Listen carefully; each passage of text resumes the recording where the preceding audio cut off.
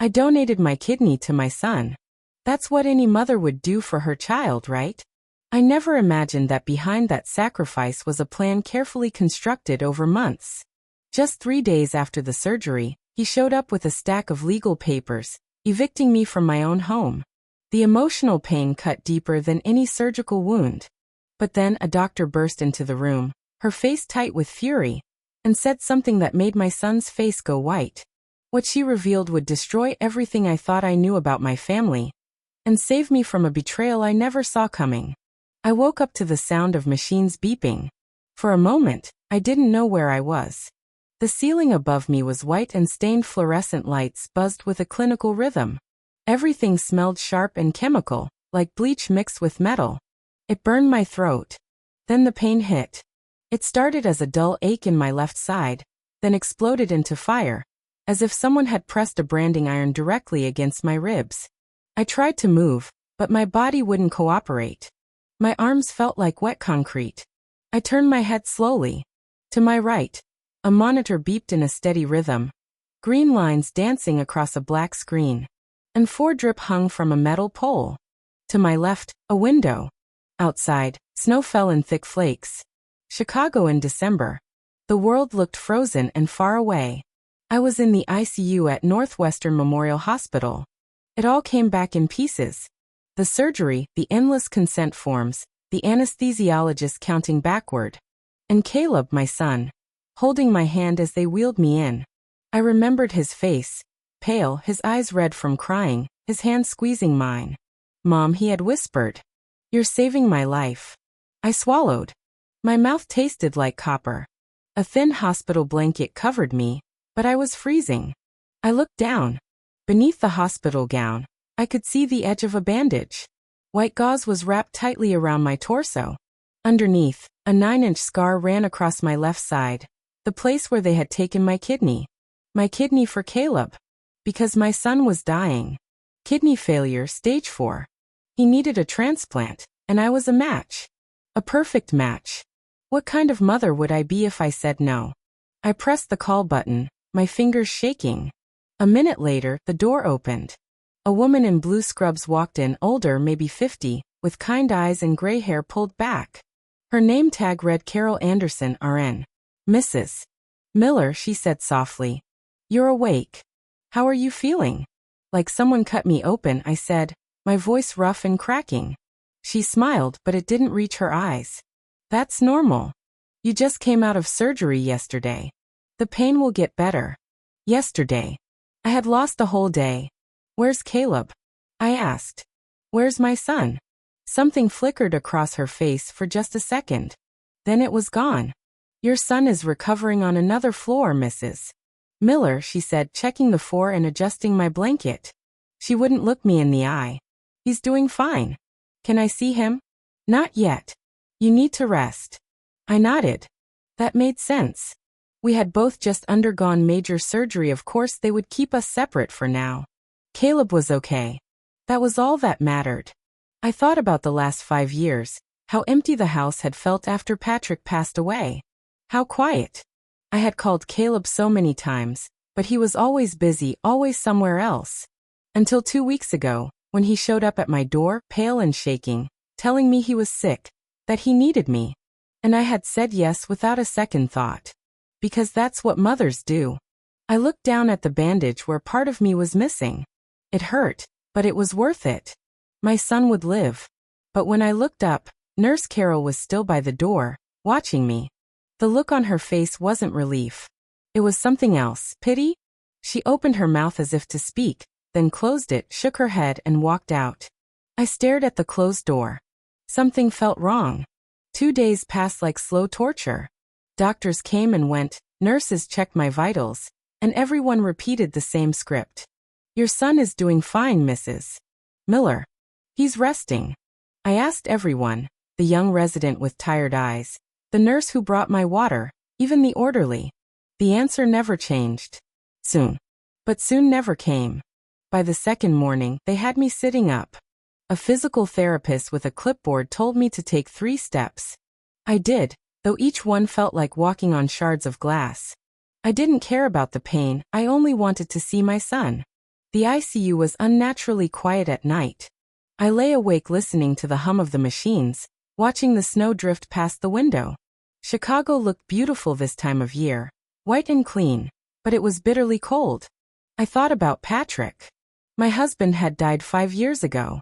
Since then, our house in the suburbs had felt too big, too empty. I used to sit at the kitchen table and stare at his empty chair, waiting for him to walk in with coffee, and that smile that made me feel safe. He never did. After he died, Caleb pulled away. Space became months and months became years. Until he showed up crying, saying he was dying. And for the first time in 5 years, I felt like a mother again. I felt needed. On the second afternoon, they moved me to a regular room on the 4th floor. Nurse Carol helped me into a chair by the window around 3 p.m. Her hands were gentle, but her face still carried that troubled shadow. "Nurse Carol," I asked, "when can I see Caleb?" She hesitated, her eyes dropping to her clipboard. "Your son will visit you tomorrow, Mrs. Miller." Tomorrow. Relief finally loosened the knot in my chest. "Thank you," I said.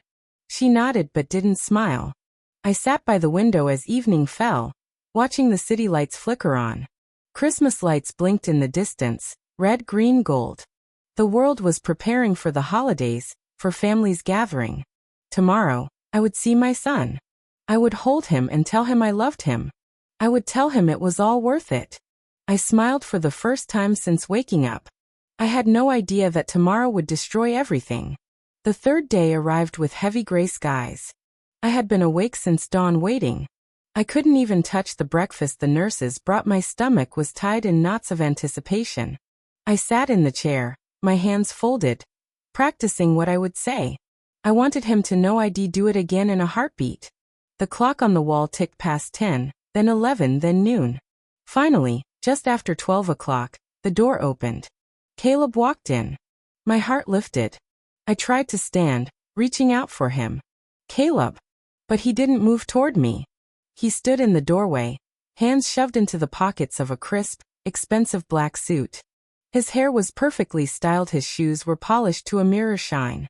He looked like he was heading to a board meeting at a Fortune 500 company, not like someone who had just survived a major organ transplant. I looked at his torso, searching for the telltale signs of a bandage under his shirt. There was nothing. "Where's your bandage?" I asked, my voice trembling. He didn't answer. He just looked at me with eyes that were cold. Empty. Then 2 people stepped into the room behind him. A woman in a dark power suit carrying a leather briefcase, and a younger woman, Tiffany, who was busy scrolling on her phone. "Caleb," I said slowly. "Who are these people?" The woman in the suit stepped forward. Her smile was professional and razor-sharp. "Mrs. Miller, my name is Claire Montgomery. I'm your son's attorney." "Attorney?" The word hit me like a physical blow. "What do you mean, attorney?" Claire reached into her briefcase and pulled out a large manila envelope. She placed it on the bed next to me. "This is an eviction notice, Mrs. Miller." I stared at the envelope, then at her, then at my son. I don't understand. "You signed ownership of your home over to your son before the surgery," Claire said calmly. "The property now belongs to him." "No, igaspat." Those were medical consent forms. I was in the hospital. I was distressed. "Read the fine print, Mom," Caleb said. His voice was flat, devoid of any emotion. My hands were shaking so hard I couldn't even open the envelope. "Caleb, please. What's happening?" "You're being moved to Sunrise Senior Living," he said. "It's a high-end care facility. I've already paid for the first 6 months. A nursing home." He was putting me in a nursing home. I felt something break inside me. A quiet, sickening crack, like ice giving way. "But I gave you my kidney," I whispered, my voice barely audible. "I saved your life." Caleb tilted his head. For the first time, I saw a flicker in his eyes. Not guilt. Amusement. "What about your surgery?" I asked. "What about your kidney?" He smiled. "It wasn't warm. There was no surgery for me, Mom." The room began to tilt. The walls felt like they were closing in. "What?" "I was never sick." Tiffany, the woman behind him, finally looked up from her phone and smirked. I stared at Caleb. The boy I had raised, the boy I had taught to ride a bike in our driveway. The man I had just given a piece of my body to save. And all I saw was a stranger. Why? I whispered. He shrugged. Because I could. My chest felt hollow, as if someone had reached in and scooped out my soul. My kidney, my home, my son. All gone. Claire Montgomery cleared her throat. Mrs. Miller, I suggest you review the documents. Here is my card. She dropped a business card on the floor. Caleb turned to leave. Tiffany followed, still texting. Claire snapped her briefcase shut. And just like that, they were walking out on me. I opened my mouth to scream, to beg, but no sound would come. But before the door could close, it slammed open. A woman stormed in, wearing a white lab coat over blue scrubs. Her dark hair was pulled back in a tight, severe bun. And her face was a mask of pure fury. She wasn't looking at me. She was looking straight at Caleb. Stop right there, she commanded. Her voice cut through the room like a scalpel. Caleb froze. For the first time, I saw fear flash across his face. The woman stood in the doorway, her white coat billowing. Her dark eyes locked onto Caleb with an intensity that could stop a heart. I'm Dr. Rebecca Stone, she said. Head of transplant surgery at this hospital. Caleb tried to recover, straightening his shoulders and smoothing his suit jacket. Doctor, this is a private family matter. Organ trafficking is never private, Mr. Miller.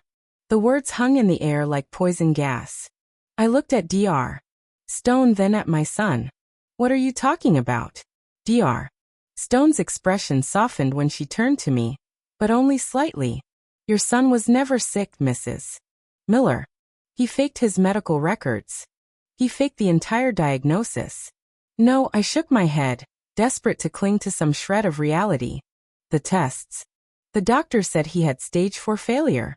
Those doctors were paid off, Dr. Stone said. The records were fabricated. I looked at Caleb, waiting for him to deny it. He said nothing. But I saw the tests, I whispered. You saw forged documents. My knuckles went white as I gripped the armrests of my chair. Then, where is my kidney? Dr. Stone didn't hesitate. It was transplanted into another patient. Jonathan Langford. A man who was actually dying. The name hit me, Jonathan Langford, the tech billionaire. Everyone in Chicago knew him. But the realization of what had happened made my stomach turn. Caleb finally spoke, his voice high and defensive. This is ridiculous. Is it, Mr. Miller? Dr. Stone pulled a tablet from her coat. There is no record of you ever being admitted as a patient here. No blood work, no dialysis, no pre-op. Nothing. She turned the screen toward him. Caleb's face went translucent. Claire Montgomery stepped forward, trying to salvage the situation. Dr. Stone, I don't care what you think, Dr. Stone snapped. Your client committed fraud against his own mother. Against this hospital. Against federal law. I couldn't breathe. Why? I whispered. Dr. Stone looked at me, and for the first time, I saw pity in her eyes. Money, Mrs. Miller. Your son sold your kidney for $500,000. $500,000. The number was too big, too impossible. I looked at Caleb. Is that true? He didn't answer. He just stared at the floor. Caleb. My voice cracked. Is it true? Silence. Dr. Stone crossed her arms. The Langford family arranged a private, anonymous transaction. They were told the donor was a young man, your son, willing to help a stranger for a charitable gift to his family. They paid accordingly. But it wasn't him on that table. It was you. I felt the room spin. And he took the money? Every cent? Every cent. I looked at my son. The boy I had trusted with my life. Why? I asked again. Caleb finally looked up. His eyes were cold, dead. Because I could. Those 3 words hit me harder than the eviction notice. Harder than the $500,000. Because I could. That was all I was worth to him, an opportunity. Mrs. Miller, I suggest you stay where you are, Dr. Stone said. I'm leaving, Caleb said, moving toward the door. No, you're not. Caleb ignored her and grabbed the door handle. Dr. Stone didn't move. She didn't chase him. She just stood there and gave a small, cold smile. Go ahead, she said quietly. Try. Caleb pulled the door open and froze. Standing in the hallway were two CPD officers in uniform. Caleb took a step back, his face turning ghostly white. I made a call before I walked into this room, Mr. Miller, Dr. Stone said calmly. Did you really think I'd let you just walk away? Everything happened in a blur. The two officers stepped in. The older one, Officer Walsh, had graying hair and steady eyes. The younger one, Officer Cooper, had a radio clipped to his belt. Caleb Miller, Officer Walsh said. You're under arrest. Officer Cooper stepped forward and pulled out a pair of steel handcuffs. Turn around, sir. Caleb looked at Claire, at Tiffany, then at Dr. Stone, searching for a way out. There was none. He turned slowly. I heard the metallic click of the restraints closing around his wrists. He turned his head and looked at me one last time. Mom, he said, his voice cracking. I can explain. I looked at him. I looked at the man who had sold a piece of my body for $500,000. And I turned away. I didn't say a word. I just looked out the window at the snow falling on the Chicago skyline. Officer Walsh took Caleb by the arm and led him out. Tiffany followed, still looking at her phone as if she were bored. Claire snapped her briefcase and hurried after them. The door closed. The room went silent. I sat there, staring at the empty space where my son had stood. Dr. Stone pulled a chair over and sat beside me. I'm sorry you had to learn this way, Mrs. Miller, she said softly. I didn't answer for a long time. Finally, I asked, how much did you say? $500,000? I nodded slowly, as if the number could somehow make sense of the void in my heart. Mr. Langford doesn't know the full truth yet, Dr. Stone said. But he will. And I believe he'll want to meet you. I don't want to meet anyone, I said. She reached into her coat and placed a card on the table. When you're ready. At the door she paused. Mrs. Miller, you saved a man's life today. Whether you meant to or not, that matters. Then she was gone. I sat alone. The machines beeped. The snow fell. And somewhere in this city, my son was being processed into a holding cell. I realized then that I had lost him long before today. I just hadn't known it. 2 days later, a stranger walked into my room. He was wearing an expensive, tailored suit, but he looked thin and pale. His eyes, however, were clear and very much alive. He stood at the foot of my bed and said 3 words. You saved me. I knew who he was. Jonathan Langford, the tech mogul and philanthropist. The man who now had my kidney. He looked more fragile than in his press photos, his movements careful, but his gaze was sincere. Behind him stood a younger man in a dark coat, Walter Mason, his assistant. Mrs. Miller, Jonathan said. May I sit? I nodded. He lowered himself into the chair, moving like someone who understood physical pain.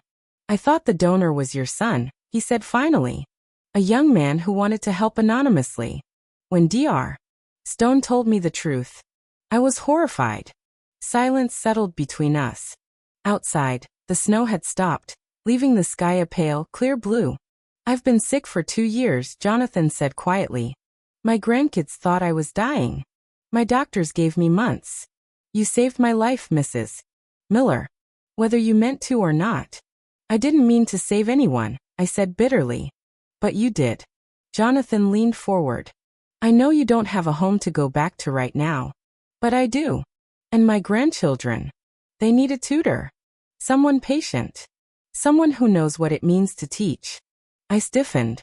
I don't want charity, Mr. Langford. This isn't charity, he said firmly.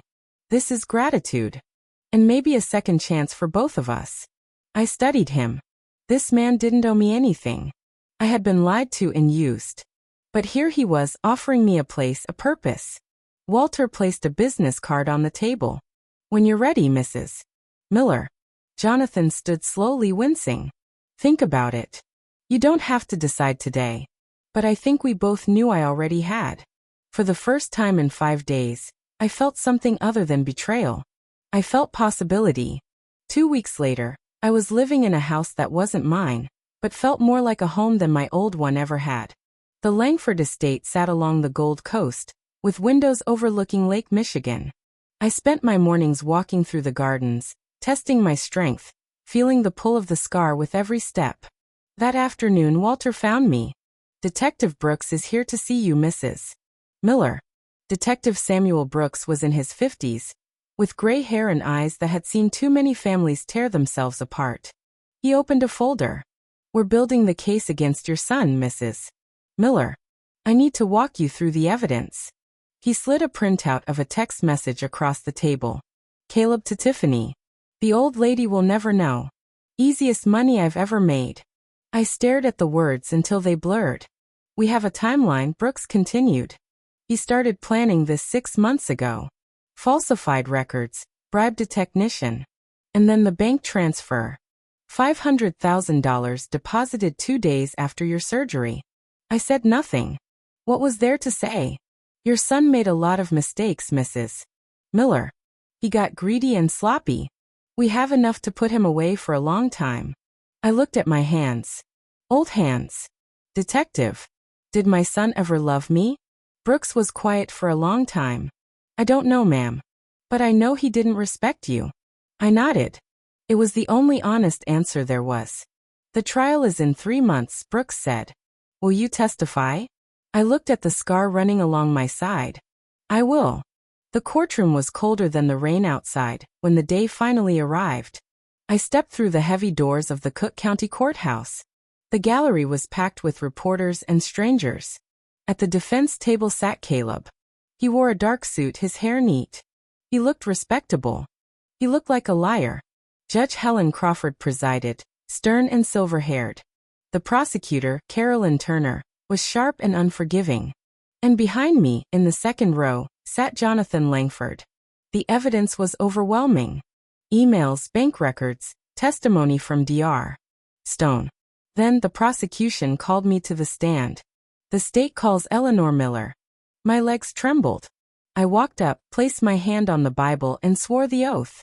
"Mrs. Miller," the prosecutor asked, "why did you agree to donate your kidney?" I looked at the jury. "Because he was my son," I said. "And I loved him." "Do you still love him?" I was silent for a long time. I looked at Caleb, but he wouldn't meet my eyes. "I love the son I thought I had," I said quietly. "But that son never existed." Caleb's attorney tried to argue financial pressure, but Caleb suddenly shot to his feet. "Your Honor, I was desperate." Judge Crawford's voice was ice. "You made a choice, Mr. Miller. A calculated and cruel one." She looked at me. "Mrs. Miller, would you like to address the defendant directly?" I stood up and walked to the center of the courtroom. I stood in front of the defense table and looked my son in the eye. "Caleb," I said, "I gave you life twice. Once when you were born. I held you and promised I would protect you forever. And once when I gave you my kidney. Except I didn't give it to you. You took it. You looked at your mother and saw dollar signs. You didn't see the woman who worked 2 jobs to put you through Chicago. You didn't see the woman who sat alone for 5 years after your father died, just hoping you'd call. You just saw an old fool. But you, Caleb, you are not my son." The courtroom was silent. "Caleb Miller," Judge Crawford spoke. "You are found guilty of fraud, elder abuse, and conspiracy to commit an unlawful organ transaction. I sentence you to 10 years in federal prison." No parole. The bailiff moved in. Caleb was handcuffed. He looked back at me one last time, but I had already turned away. Jonathan's hand rested on my shoulder. "Some people are not worth a second glance." 1 year later, spring came to Chicago. The trees along the lake bloomed pale green. Sunlight poured into the study where I sat with 3 children. "Grandma Eleanor," Lily said, tapping her pencil. "I don't get this math problem." "Let's walk through it together," I said, leaning over. They called me Grandma Eleanor. I wasn't theirs by blood, but I was theirs all the same. Jonathan appeared in the doorway, smiling. "Eleanor, care for a walk?" We strolled along the lake. Jonathan was healthy, his color back. "You gave me more than a kidney, Eleanor," he said. "You reminded me what family is supposed to be."